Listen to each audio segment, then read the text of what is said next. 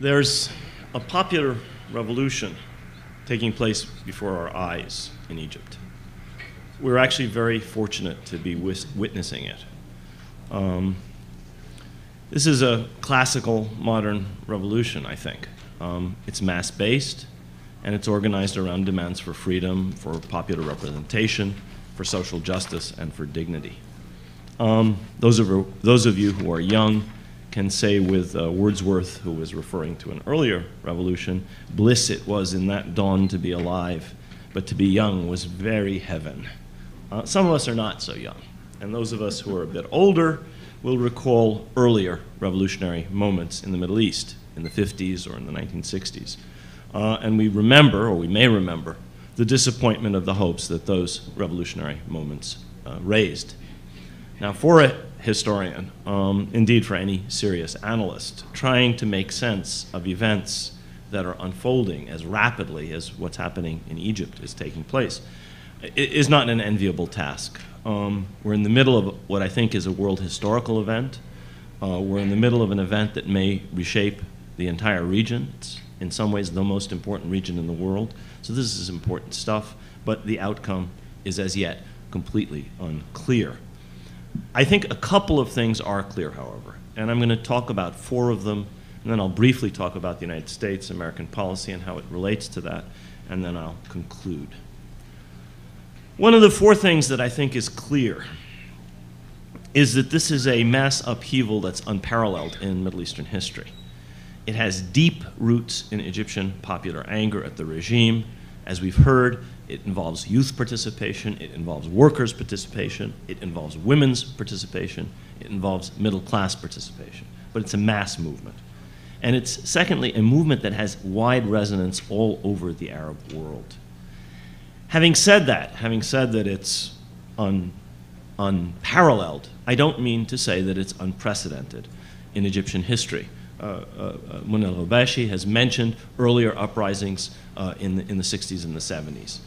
You can go back even further. The Egyptian people have risen up many times in their modern history, most notably in the great 1919 revolt, which revolution actually very much resembles this one in many, many ways. This was a revolution that shook the entire country. It took in all parts of the country and all sectors of the country, and it forced a very unwilling Britain, which was willing to shoot from the very beginning.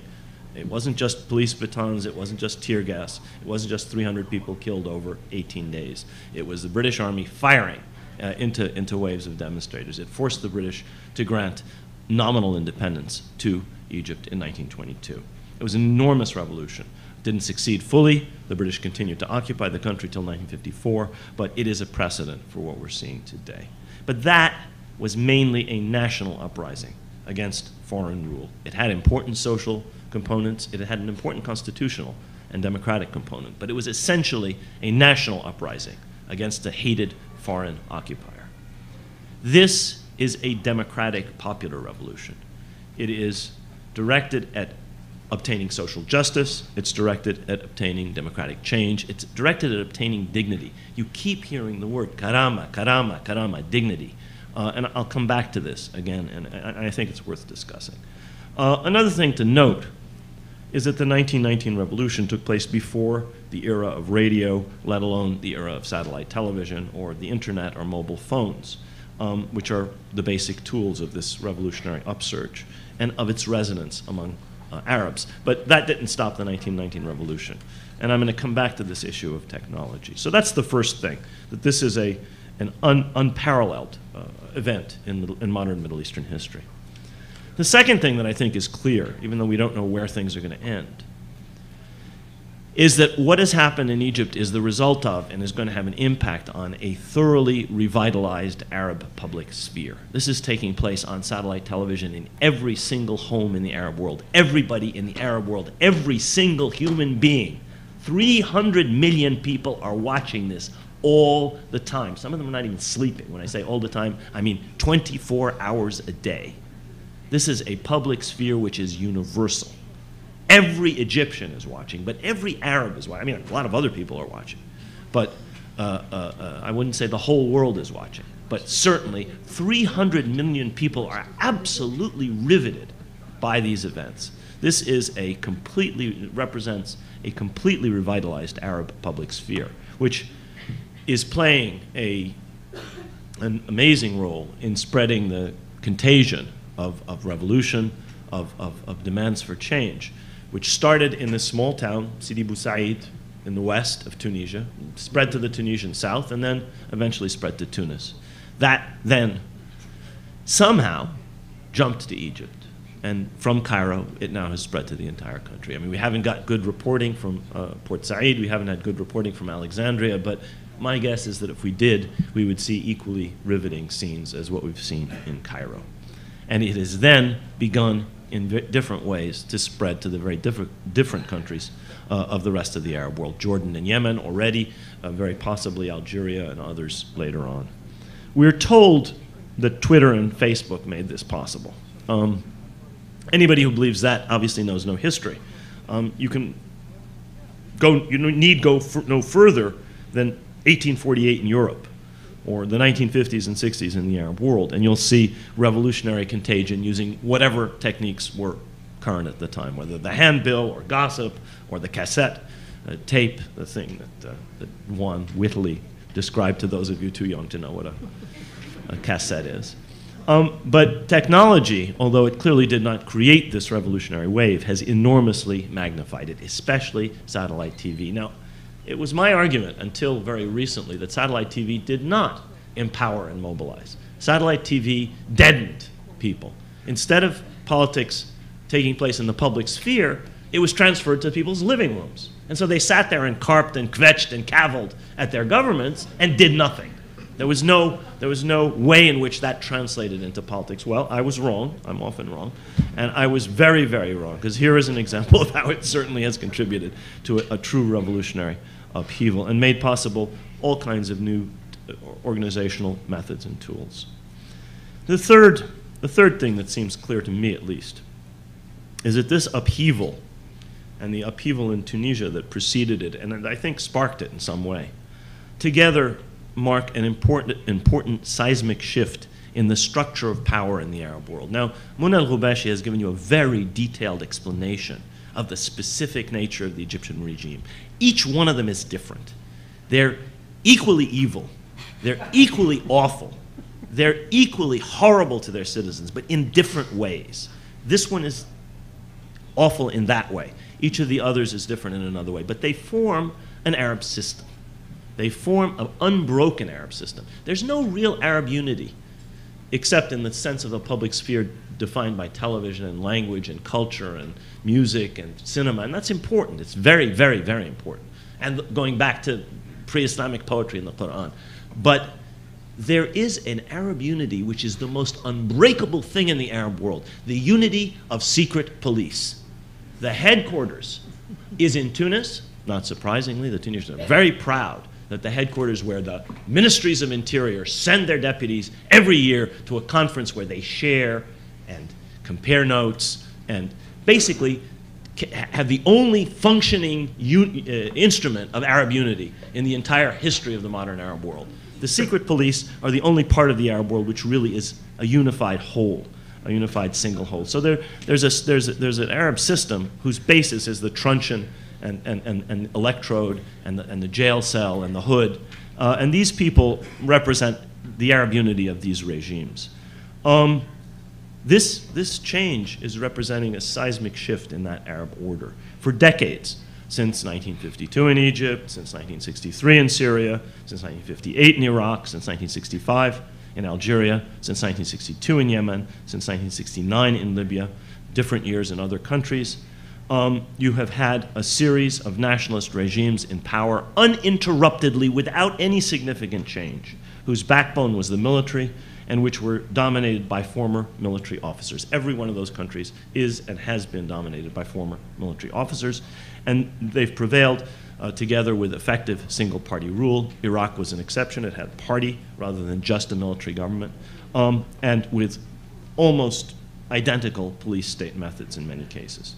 Together with the autocratic Arab monarchies, these regimes have created a frozen, immobile, stagnant, repressive structure of undemocratic regimes which has dominated the Arab world from the Atlantic to the Gulf for 4 decades now. There are a few exceptions. Lebanon is one, Kuwait is another, Bahrain is a partial exception. There are a couple of other partial exceptions.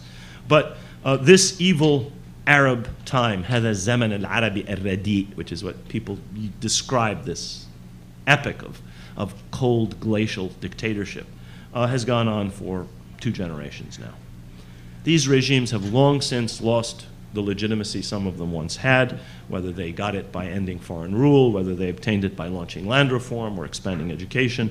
They have lost their legitimacy, but they haven't gone. And so when you hear this slogan, irhal, irhal, leave, leave, leave, which is what you hear from Tahrir Square all the time, they're saying, it's time for all of you to get out. I mean, they mean Mubarak himself, they mean his secret police, but they're really talking about all of them.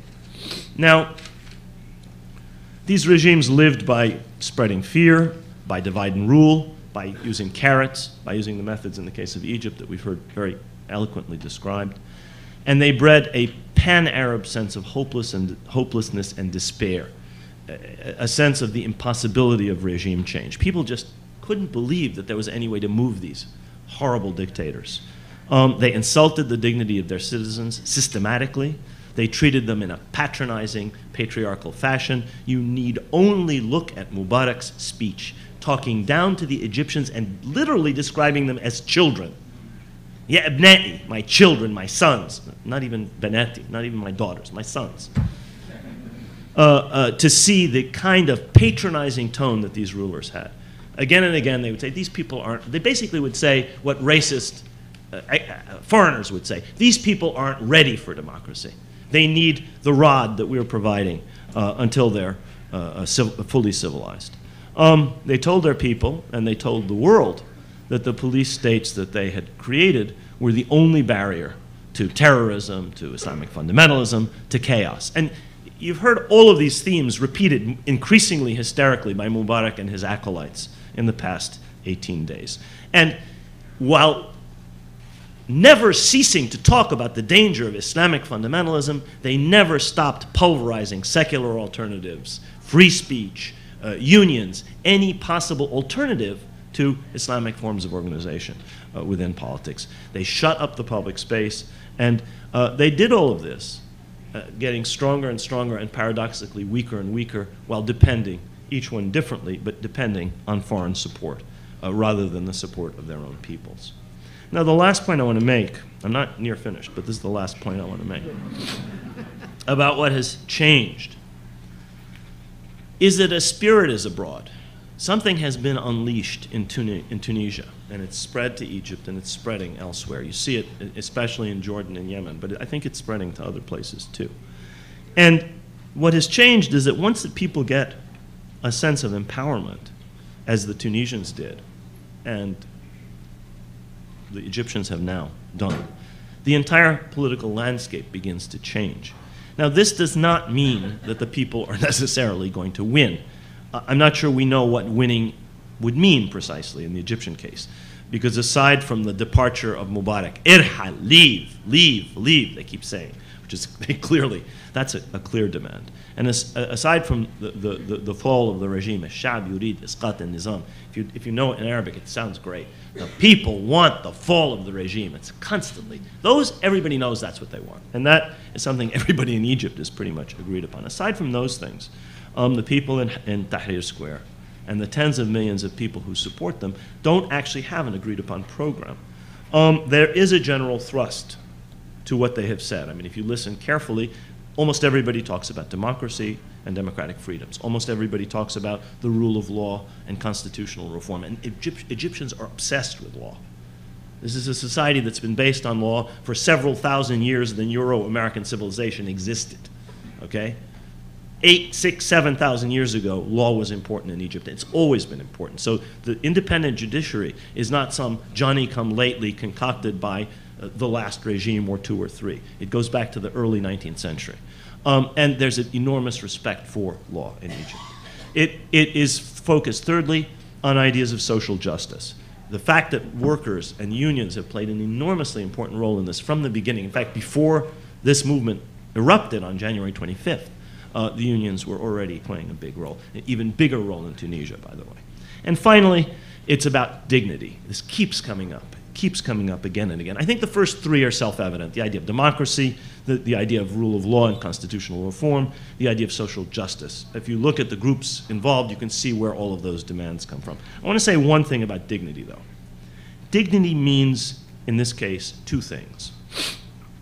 It means the individual dignity of the citizen who's been brutalized and infantilized and patronized by these authoritarian rulers and their regimes. But it also means the dignity of Egypt as a great country with the most ancient civilization extant, which people feel has been reduced to pitiful circumstances, which the Egyptians feel has been subjected to, in effect, another form of indirect external control. A country that was once an enormous power in the Arab world is now a cipher. It counts for almost nothing. Now, each of these, the feeling that it's essential that Egypt have its dignity and that the Egyptian people be treated with dignity, and the other, the demands for democracy and social justice and constitutional rule, are old themes in Egypt's political evolution over the past 150 or 160 years, and they're old themes in the evolution of the Arab world and the rest of the Middle East, going back to the Ottoman era, the Iranian constitutional revolution. These are not new. I teach about these things all the time.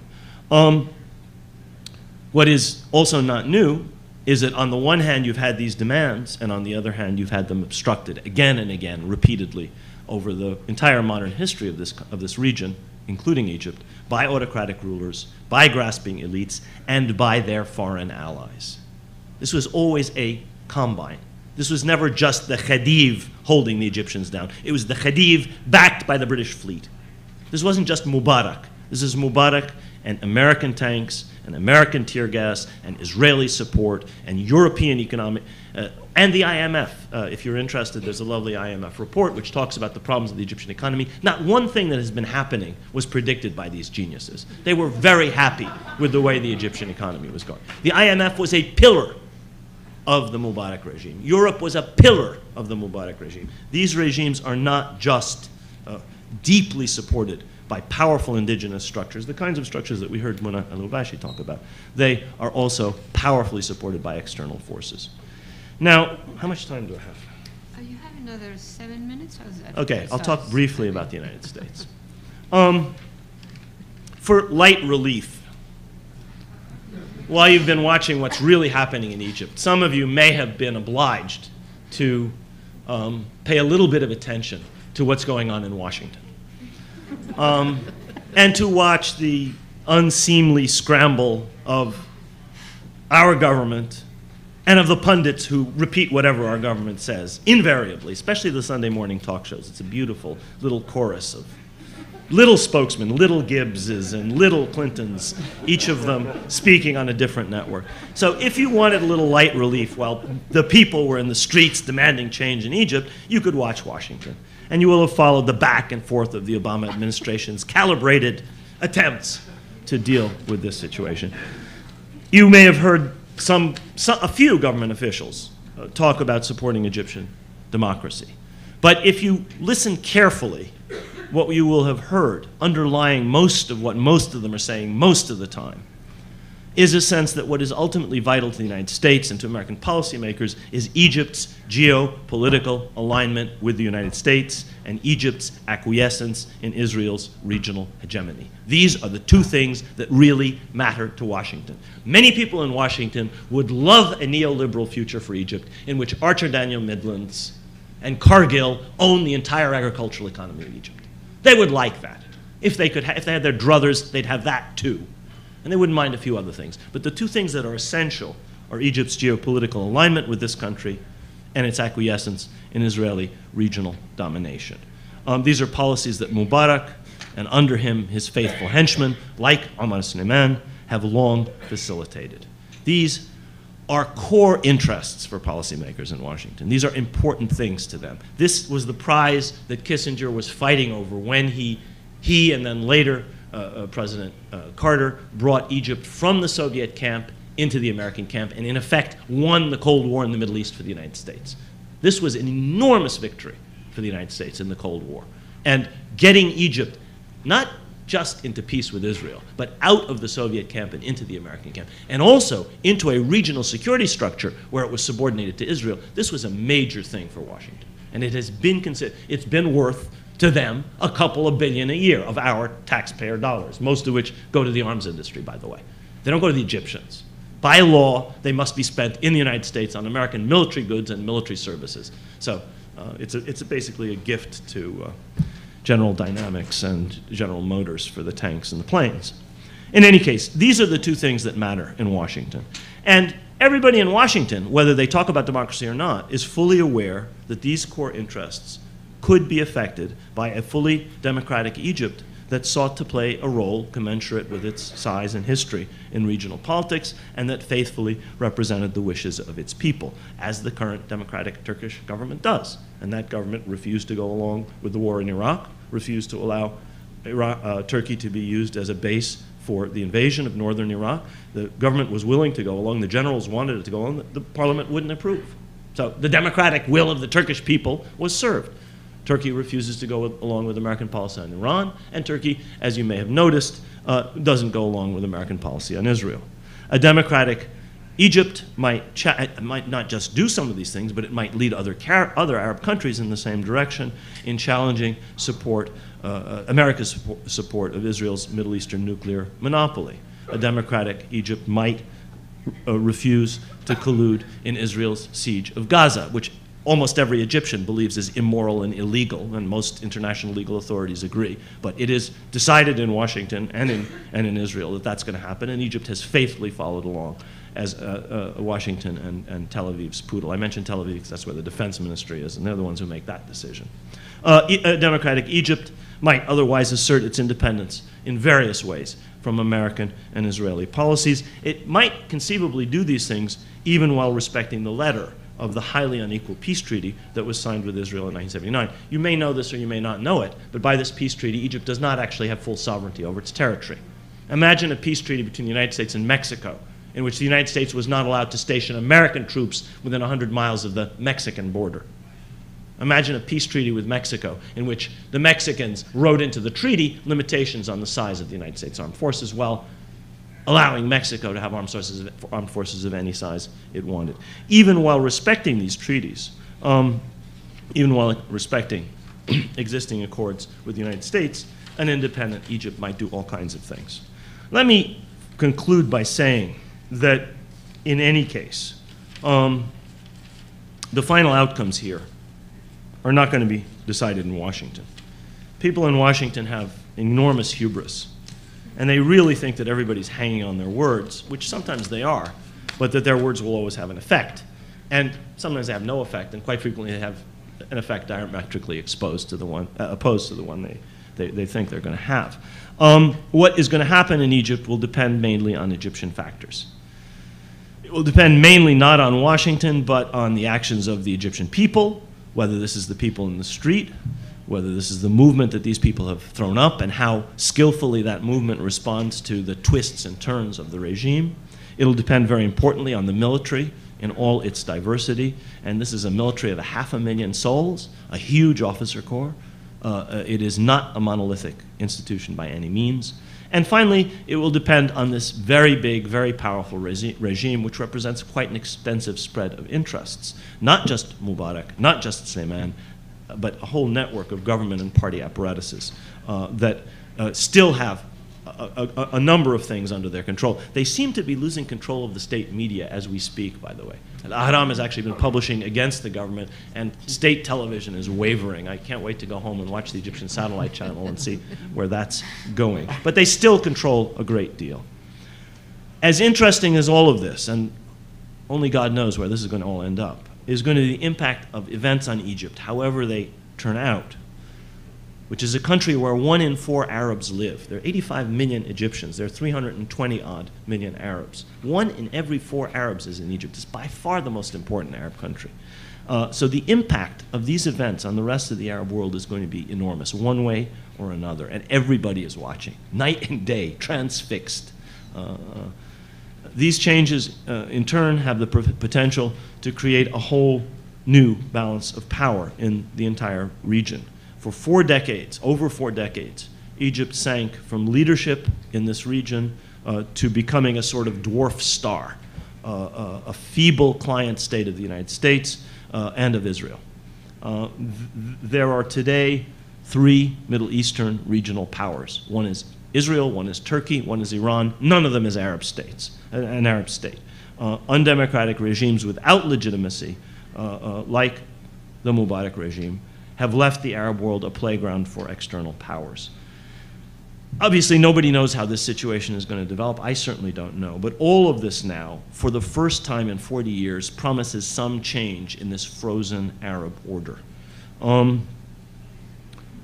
A new era may be beginning in the Arab world, which may give way to a time in which individual rights will be respected and people won't be beaten to death in internet cafes, as Khalid Said was. A time when a democracy may develop, and it's going to take a while to develop. There's a democratic tradition in Egypt, but it's not going to be easy. A time when greater social justice may be possible, and the enormous wealth of Egypt will be better spread among the people who actually produce most of it. And where, finally, there may be real self-determination in this region. The people want the fall of the regime in Cairo. And they're not just talking about Mubarak's regime. They are talking, whether they know it or not, about the entire regime that has been frozen in place throughout the Arab world for over 40 years. Thank you very much. Thank you.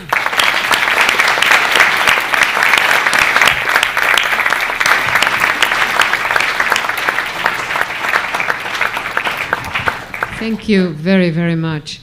There are microphones up here for people who want to ask questions.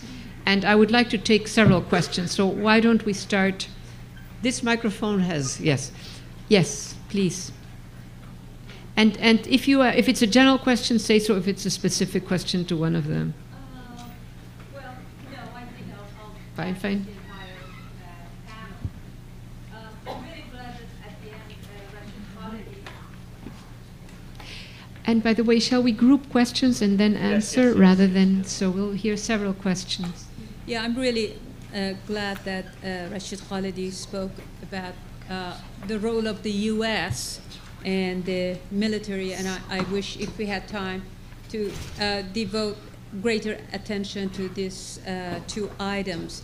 But at this point, I think it would also be important to make some comparison between the Iranian Revolution and the Egyptian Revolution. Somehow, as the events are unfolding, I'm thinking in my mind, who was the worst dictator, the Shah or Mubarak? Iranians were able to overthrow the Shah, but we are still waiting for the departure of Mubarak. But outside of this, I have 2 little questions. If anyone in the panel would like to address who is Asma Mahfouz, the 26-year-old woman who has been, who was apparently trying to mobilize Egyptians before January 25th, and then spoke afterwards. Okay. And my second question is That's a lot of questions. A short one.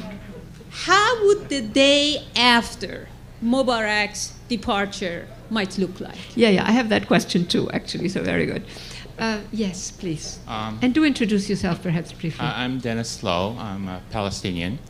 I haven't seen Rashid and Juan so happy in 6 or 7 years I've known them. So my question, as a Palestinian with relatives there, what does this mean for the Palestinian future as far as dignity and freedom is concerned? Thank you very much. Yes. As an Egyptian, I can't help but saying a very short joke. 2 scuba divers in Egypt in the Red Sea, underwater with full gear, holding a sign in Arabic saying, "Please leave before our oxygen runs out."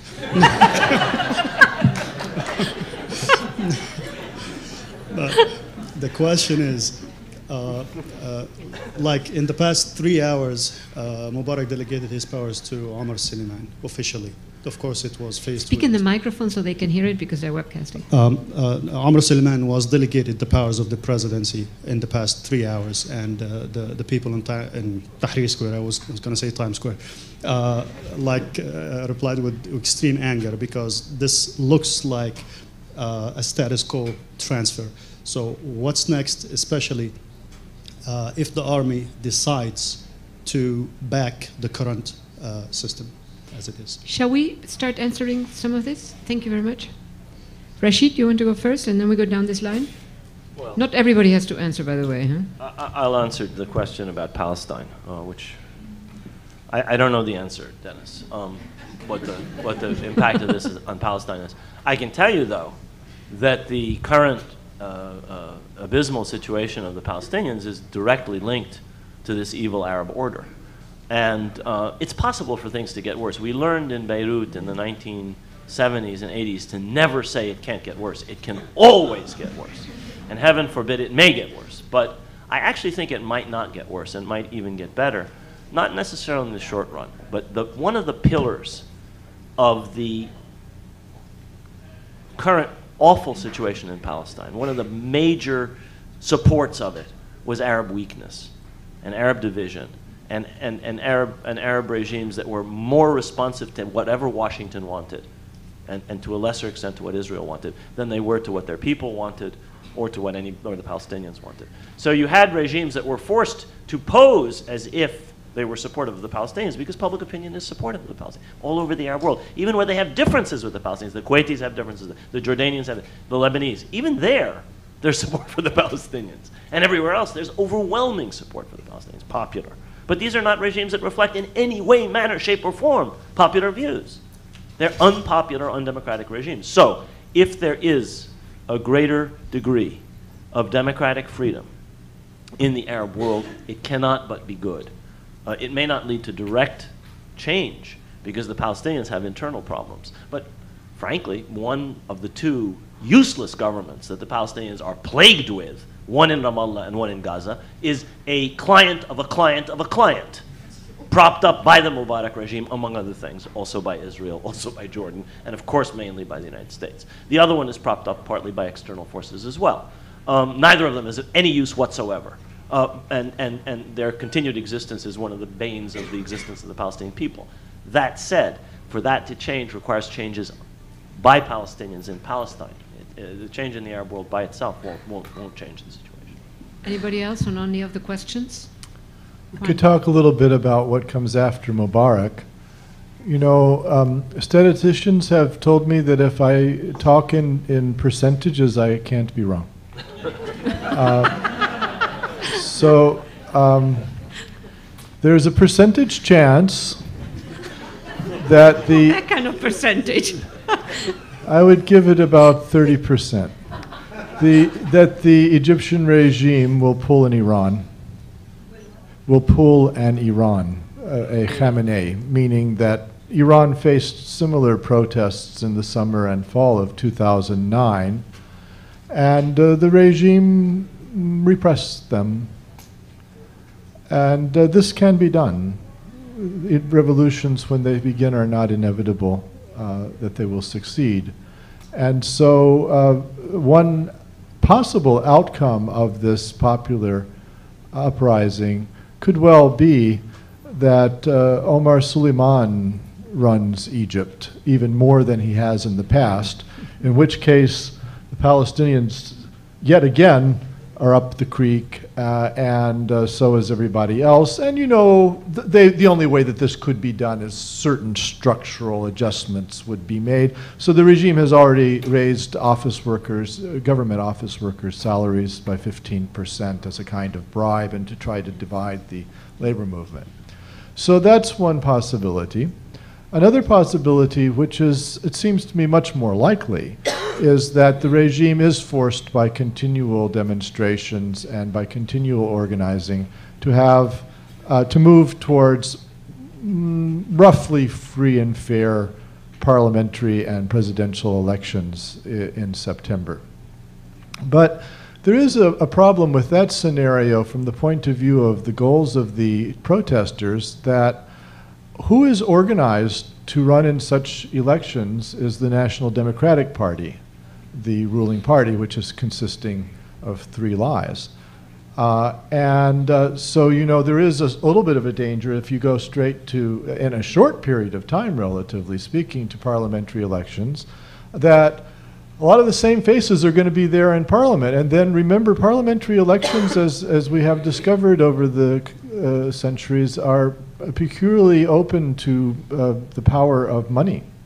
And there is a class of billionaires in Egypt. Some of them are now hiding in Dubai, but they could come back, and they still have their capital. So, you know, who's going to fund these parliamentary campaigns is very possibly the very corrupt crony class that was created by the Mubarak regime and against which the protests are being conducted. So both of those scenarios do involve a certain amount of the protesters getting screwed over. And the third possibility, which seems to me maybe only 10 or 20%, is that you get a genuine revolution, that there's a social revolution, that substantial amounts of wealth and power get redistributed to new actors, that the regime really is overthrown in the way that the people mean when they're chanting that. And that seems to me not impossible, but also the odds are stacked against it. Okay, shall we? I think we have microphones coming back. They are nomadic microphones. They come and they leave. But here is one back. So it's your question. Thank you. Good evening. I was just wondering if you could say a word. 2 months ago, it was hard to turn on a media outlet and not see something about Gbagbo and the crisis there. Could you say a word about the effect of media coverage continuation in these things and the lack thereof, or sometimes? Okay, thank you. Yes, question here? Juan, to just the last point you made, you said that chances of it being a social transformation is less than the other alternatives you mentioned. But I'm curious about what sorts of conditions could prepare the ground for the possibility of this, what you were saying is the less likely thing. And I wonder if you think that the longer the conditions of a movement are retained and decisions about what to do next are not made in sort of hugger-mugger meetings and so on by elites and leaders and so on, the more likely it is that there's the kind of public education that happens on the site of movements, which doesn't happen anywhere else, not even on the site of cable television, which after all is most educative when it's reporting movements, you know, not just having pundits speak and so on. So if the popular movement can sustain itself, and is forced to sustain itself actually by the fact that these domesticating moves don't happen by elites and so on, the more likely it is that the kind of public education needed for a much more sort of deep transformation is likely, wouldn't you say? And how would one actually prepare for that sort of thing is worth thinking about, I think. Thank you, Akil. Yes. Hello, my name is Melina Davis. I'm a student at Barnard. Professor Sassen, in your introduction, you spoke about the significance of this city in the revolution. And we've seen so many reports of non-political spaces, KFCs, travel agencies, metro stations used for political aims in this and in the organizing around this revolution. And I'm curious to know more about how you feel the city of Cairo, from an urban planning perspective and an infrastructure perspective, is being used. Thank you. Al-Stepan, Professor Al-Stepan. I'm not a specialist on Egypt, but I have written about 15 democratic transitions that were successful. I would love to write about the 16th, but looking at those 15 and looking at Egypt from that viewpoint, 3 things immediately come up. One, before I wrote about military, I wrote a lot about military. About half of the military coups that are ever held but the military as institution protecting its own interests overthrows the military as government. I wonder if that's going to happen tomorrow. It could. Second, no transition that I've ever written about has gone this far. Well, civil society is huge. It can overthrow governments. But to build a democracy, you have to get in the world of political society. People who hate each other have to meet, write about a common program. This is, at this stage, in Spain, in Chile, in Brazil, in Poland, a lot of common documents have been written and signed. We don't have one yet. So political society really has to begin to emerge. Thirdly, every time I'm interviewed, and you're interviewed, people say, what about the next? Do we have presidential candidates? Do we have charismatic figures? Hey, people forget that every single post-communist country that's in the European, every single, there are eight post-communist countries are now full members of the European Union. Not one of them selected anything remotely close like American presidentialism. This is an idiotic form of government for many people. Now, what's interesting about this is that, well, it's idiotic because, look, you don't have major political parties. You're going to have lots of parties. You're going to need a coalition. Presidential regime, you may well have two people in it. You have 20 candidates. The two people get the most vote are 18% and 14%. I've been there. The Uruguay's had these type of elections all the time. So then your president has a fixed term you can't get rid of. 5 years, 4 years, fixed term.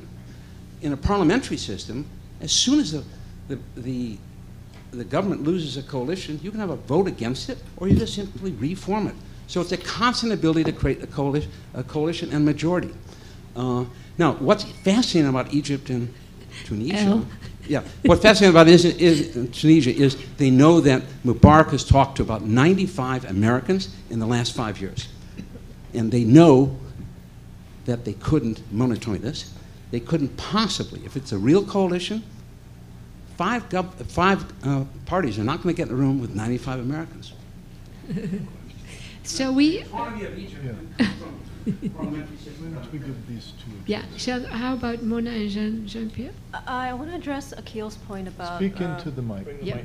Sorry, like this? Oh. No, further closer. Oh, you have to really be close. Sorry, I'm a little short. Conditions for sustaining the popular movement.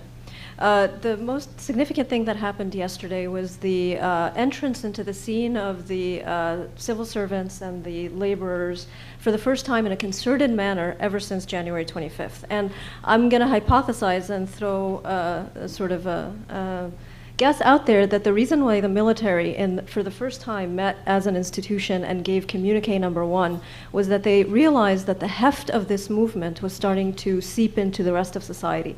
The minute you're going to get these industrial workers and the civil servants who hadn't joined yet, they were warily watching what's going on.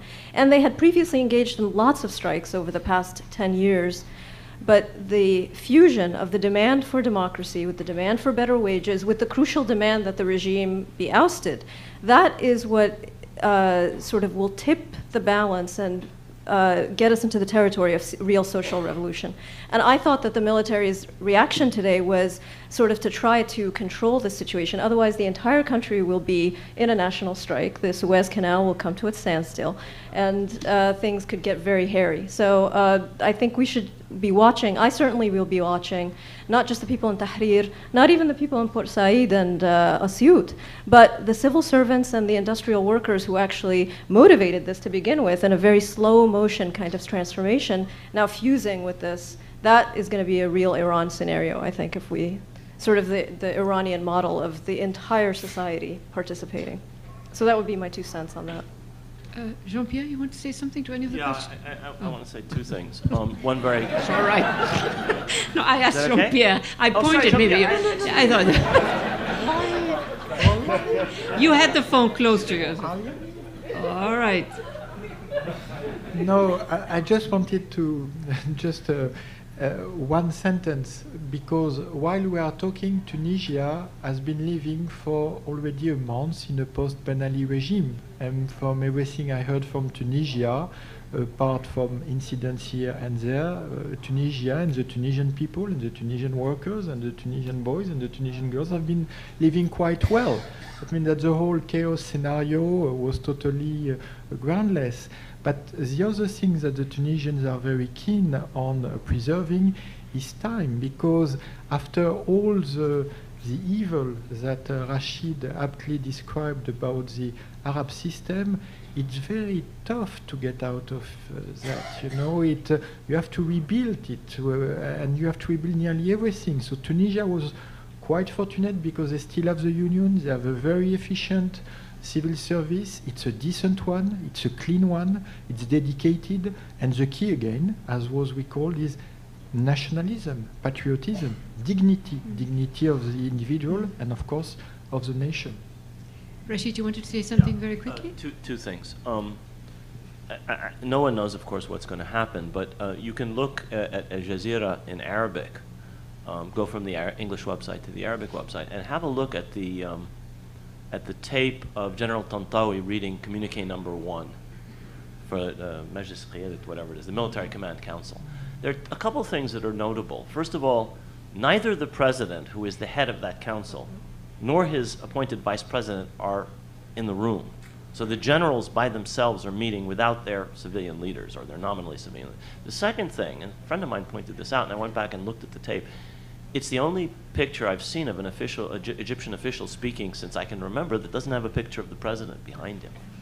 So they're in a room, the generals, without Mubarak's picture behind them. The other thing I want to say was about the press, and that's about the press here. Any one of you who has ever heard me speak or has ever taken a class with me has probably picked up on the fact that I'm not very charitable about the mainstream media. I'm not talking about the very few good media outlets like Democracy Now! Or whatever. I don't just say that because Amy is here or because I'm on it sometimes. But I have to say, the press has played an extraordinary role here in complicating the task of policymakers, because American policymakers love to operate in the dark, where they can spin things on these on these stupid Sunday talk shows and operate without public attention.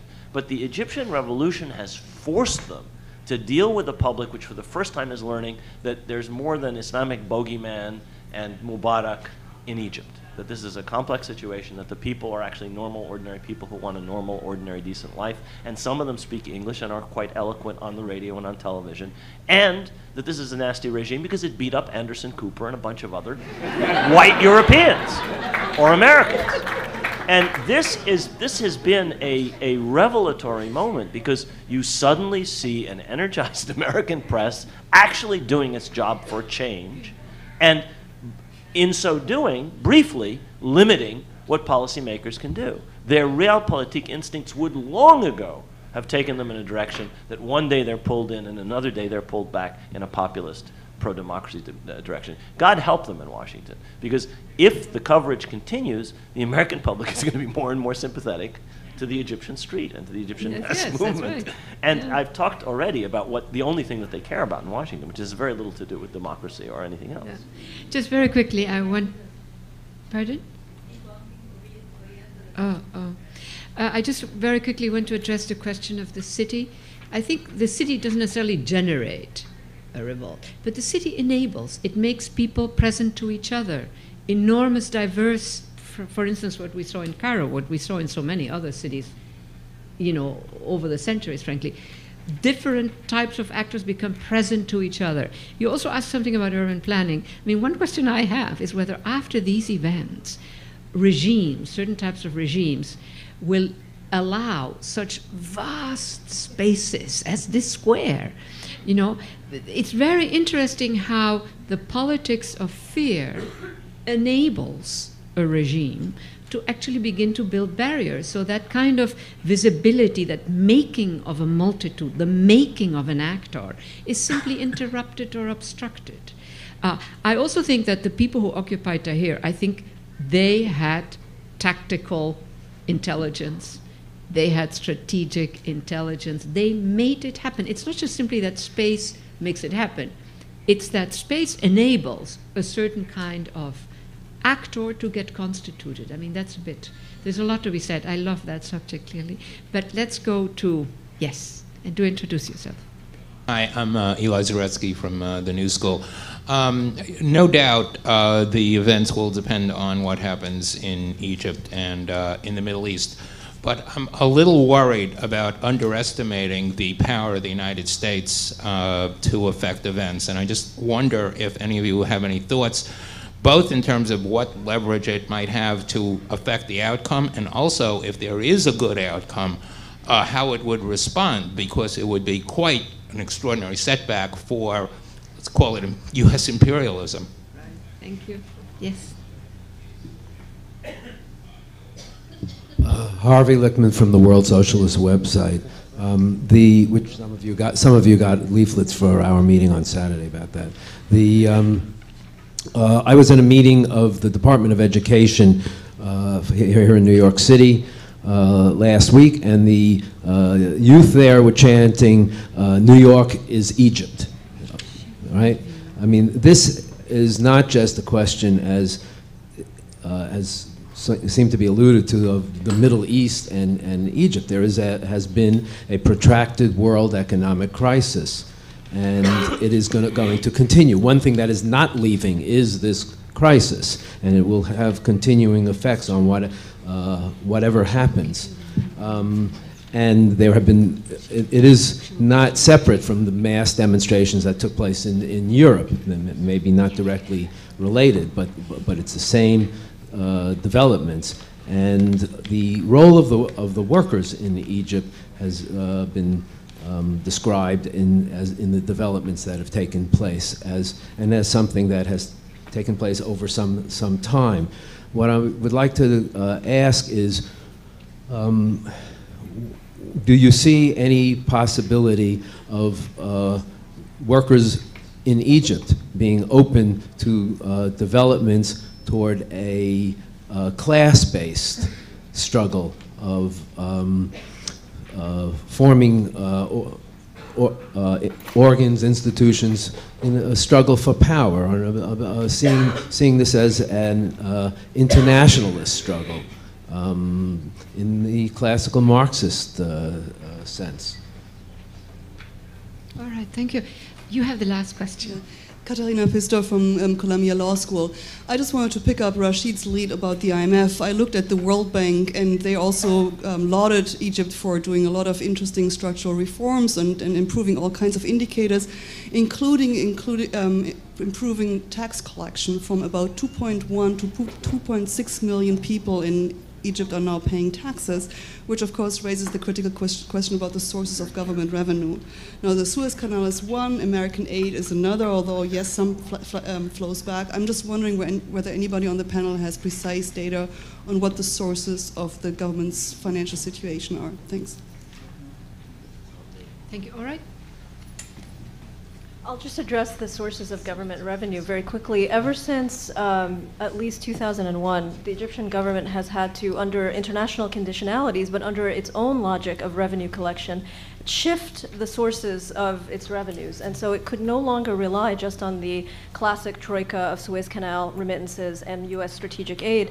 So then it has developed a series of both direct and indirect taxation measures, sales tax, real estate tax, a whole bunch of hidden taxation, and fees, cost recovery programs, and fees for previously public utilities.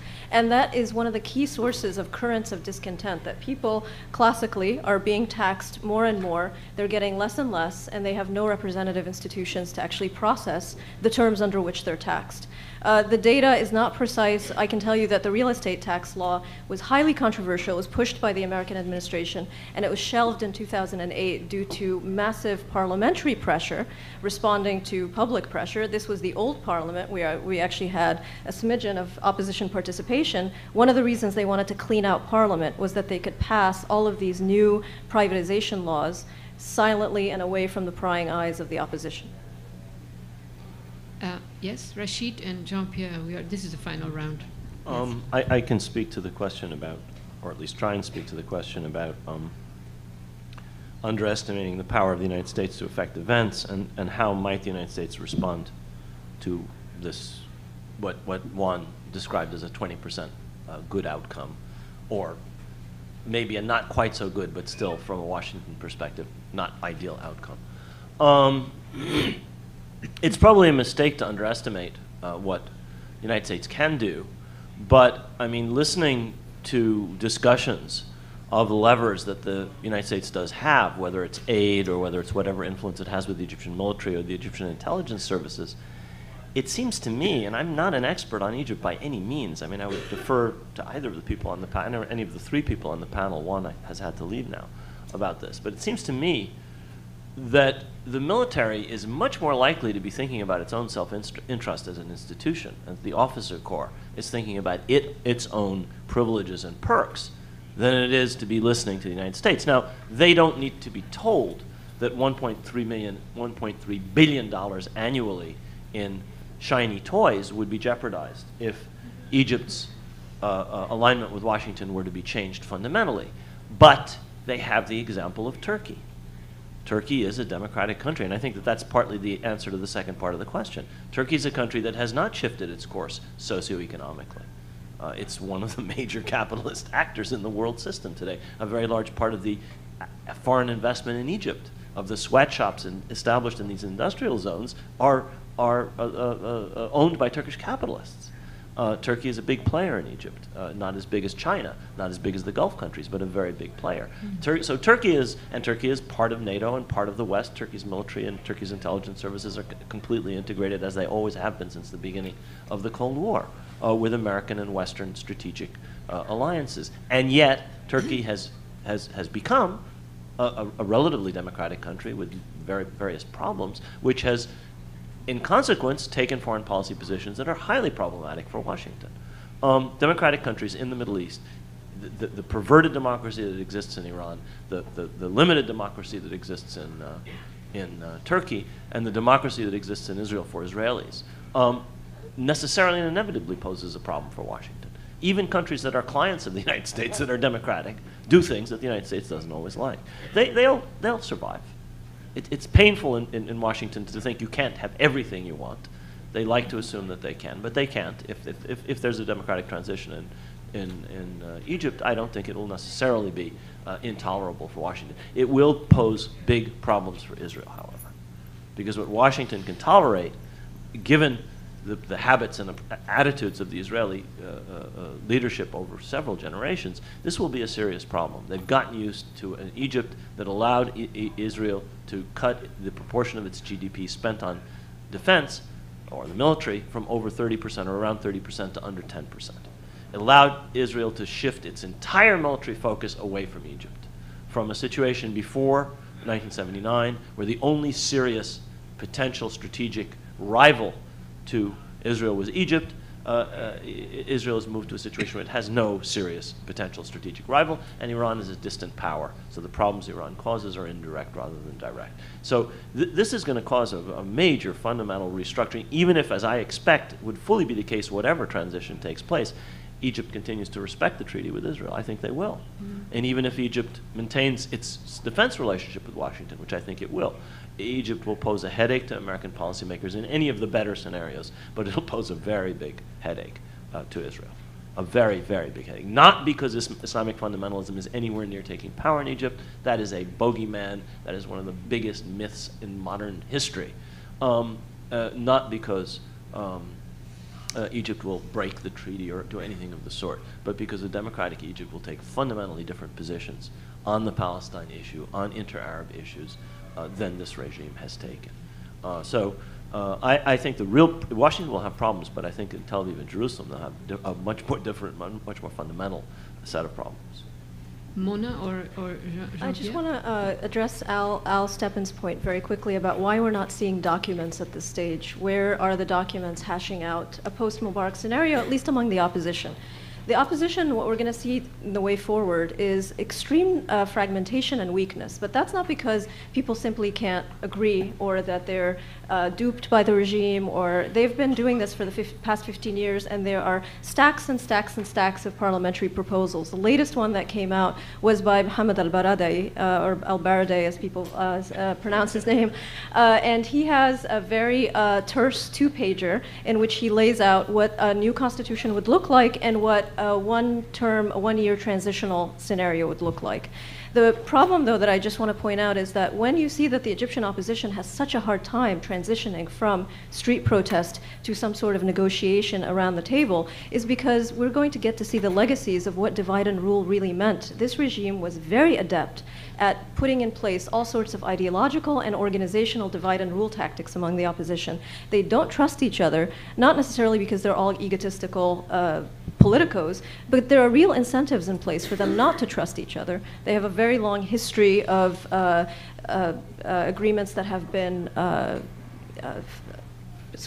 torpedoed by defectors who always get out of the opposition coalition very recently. And the biggest split that you're going to see is between the institutionalized opposition, whether it's the Muslim Brothers or the secularists on one side, and the new unincorporated leaders of this revolt. They started this thing because they couldn't find any place in the opposition party field. And right now there is serious animosity between them and between the old opposition elites, because they want to have nothing to do with these opposition elites. They launched this entire thing because the opposition elites were completely ineffectual, and there are even voices who are rejecting Baradei's attempted leadership of their movement. So the way forward is going to be extraordinary fragmentation of the opposition, which of course can only play into the hands of the regime, no matter how weak it is. All right. Thank you. Well, there is really something wonderful about having an event in the university where there are no conclusions, you know, where you are actually opening up the terrain, and we all, in the next 2 hours history, we will have noticed, will have moved if we see the news. Thank you very much to all, and thank you to the speakers.